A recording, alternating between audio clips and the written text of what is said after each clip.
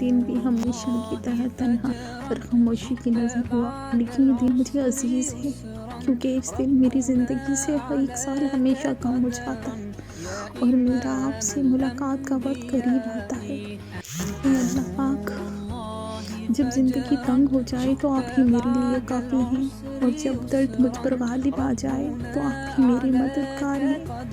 اے اللہ، جب میرے پاس کوئی ہیلہ باقی نہ رہے تو آپ ہی میری مدد اور نجات کا ذریعہ ہیں۔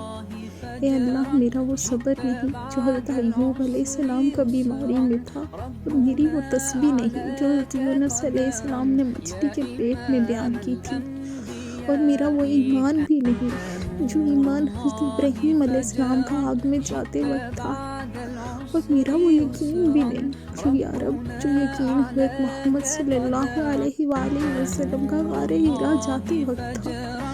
یہ رب، بس رحم فرما مجھ پر اور میری تمام پریشانیاں دور فرما، اور میری کمیوں، کوتاہیوں، گناہوں اور خطاؤں کو معاف فرما دے۔ یا اللہ، بروز قیامت مجھے شرمندہ ہونے سے بچا لے، آمین۔